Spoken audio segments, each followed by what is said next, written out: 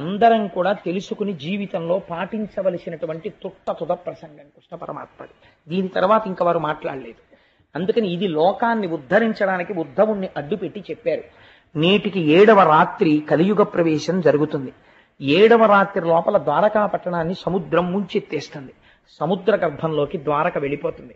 ద్వారకలో ఉన్నవారందరూ మరణిస్తారు. తదనంతరం కలియుగం ప్రవేశిస్తుంది. కలియుగం ప్రవేశించగానే మనుష్యుల యందు 2 లక్షణాలు బయలుదేరుతాయి. ఒకటి అపారమైనటువంటి కోరికలు, 2 విపరీతమైనటువంటి కోపం. ఎవ్వడూ కూడా తన తప్పు తాను తెలుసుకునే ప్రయత్నం కలియుగంలో చెయ్యడు. ప్రతి వాడికి కోపమే, ప్రతి వాడికి కోరికలే. కోరికల చేత, అపారమైనటువంటి కోపము చేత తమ ఆయుర్దాయాన్ని తాము తగ్గించేసుకుంటారు. కోపము చేతని అపారమైన కోర్కెల చేతను తిరగడం వల్ల వ్యాధులు వస్తాయి. ఇవాళ చాలా మంది డాక్టర్లు చెప్తుంటారు, మీరు ఇంత టెన్షన్డ్గా తిరగడం వల్లే బీపీ వస్తుంది మీకు అంటుంటారు. నెర్వస్ టెన్షన్స్ వస్తాయి. అప్పుడే చెప్పేశాడు కృష్ణ పరమాత్మ, వీళ్ళకి వ్యాధులు పొటమరించి వీళ్ళ ఆయుర్దాయాన్ని వీళ్ళు తగ్గించేసుకుంటారు. కలియుగంలో ఉండేటటువంటి మనుష్యులకి రాను రాను రాను రాను వేదము ప్రమాణము కాదు, యజ్ఞయాగాదులు చెయ్యకండి, వేదము చేత ప్రోక్తమైనటువంటి భగవన్మూర్తులను పూజించకండి అని చెప్పినటువంటి మాటలు బాగా రుచిస్తాయి. రుచించి కోట్ల జన్మల అదృష్టం చేత వేదము ప్రమాణమని అంగీకరించగలిగినటువంటి స్థితిలో పుట్టిన వారు కూడా వదిలిపెట్టేసుకుంటారు. వదిలిపెట్టేసుకుని తమంత తాముగా పాషండమతములను కౌగిలించుకుంటారు. కౌగిలించుకుని అభ్యున్నతిని విడిచిపెట్టి వేరు మార్గములలో వెళ్ళిపోతారు. అల్పాయుర్దాయంతో జీవిస్తారు. పూజలు తమ మనస్సుని సంస్కరించుకోవడానికి, ఆచారమును తమంత తాము పాటించడానికి వచ్చాయి. ఒక ఉపవాసం. ఉపవాసం అనేటటువంటిది తక్కువ పదార్థాన్ని తీసుకుని శరీరాన్ని నిలబెట్టుకుని మరింత పవిత్రంగా పూజ చేసుకోవడం కోసమని ఉపవాసం అన్న ఆచారం వచ్చింది. కట్టుకున్న బట్ట చెమట వాసన కొట్టి, కట్టుకున్న బట్ట అన్ని రకాలైనటువంటి సంపర్కముతో ఉన్నదైతే దాని యొక్క స్పర్శ చేత శరీరములోనున్న మనస్సు నిలకడ పొందవని ఆరేసిన బట్ట కట్టుకో, లేకపోతే పట్టుబట్ట కట్టుకోని శాస్త్రం నిర్దేశించింది. కానీ రాను రాను రాను రాను కలియుగంలో ఏమవుతుందంటే ఆచారాన్ని విడిచిపెట్టేయడానికి ప్రజలు ఇష్టపడతారు. ఆచారం పక్కన పెట్టేసి ఆచారము లేని పూజ చెయ్యడం ఇష్టపడతారు. ఆచారం అక్కర్లేదనేటటువంటి పూజలు ఏముంటాయో వాటి యందు మక్కువ చూపిస్తారు. వాటి వలన ప్రమాదము కొని తెచ్చుకుంటున్నామని తెలుసుకోరు.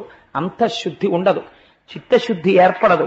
ఏర్పడక ఆచారము సంప్రదాయమును విడిచిపెట్టినటువంటి పూజల యందు మక్కువ చూపించి తిరగడం ప్రారంభం చేస్తారు. అయ్యో, ఈ ఆచారం పాటించడం అనేటటువంటిది మన మనస్సుని సంస్కరిస్తుంది అని తెలుసుకోవడం మానేస్తారు. మానేసి ఏ పూజ చేస్తే, ఏ రూపాన్ని ఆశ్రయిస్తే ఆచారం అక్కర్లేదని ప్రచారం ఉంటుందో అటువైపుకే తొందరగా అడుగేస్తారు.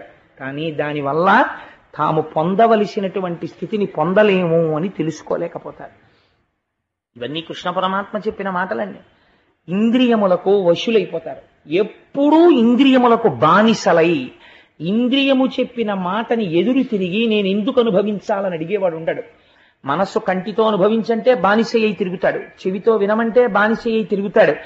ఎందుకు అలా చేస్తామని అడిగితే అధిక్షేపిస్తాడు. ముఠాలు కడతారు, సంఘాలు కడతారు, కొట్టుకుంటారు. రాజులే ప్రజల సొమ్ము దోచుకుంటారు, ప్రజలు రాజుల మీద తిరగబడతారు. ఎవడికి యోగ్యతని బట్టి గౌరవం ఉండదు, వాడి పాండిత్యమును బట్టి గౌరవం ఉండదు, వాడి భక్తిని బట్టి గౌరవం ఉండదు. ఏ రకంగా ఆర్జించాడన్నది ప్రధానం అవదు కలియుగంలో, ఎంత ఆర్జించాడన్నది ప్రధానం.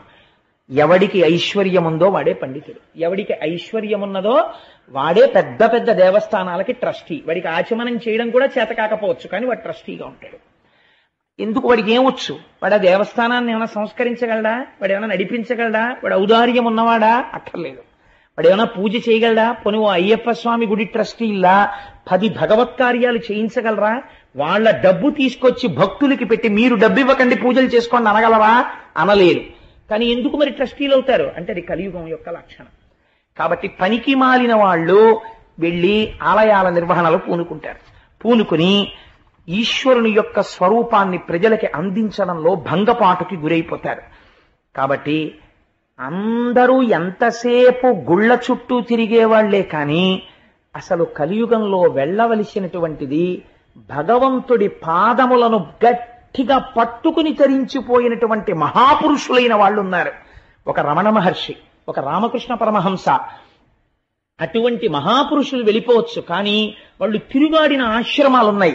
అటువంటి ఆశ్రమాలకు వెళ్ళి మన కాలు పెట్టి తొక్కాలి, కానీ ఆశ్రమాలకు వెళ్ళరు. అటువంటి ఆశ్రమాలకు వెళ్ళి కాళ్ళు పెట్టాలి. అటువంటి మహాపురుషుల యొక్క మూర్తుల్ని సేవించాలి, కానీ అక్కడికి వెళ్ళరు. వెళ్లకుండా హీనమైనటువంటి భక్తితో కోర్కెలు తీరడానికి ఎవరిని పట్టుకుంటే సులువుగా తీరుతాయి, ఇదే ప్రశ్న.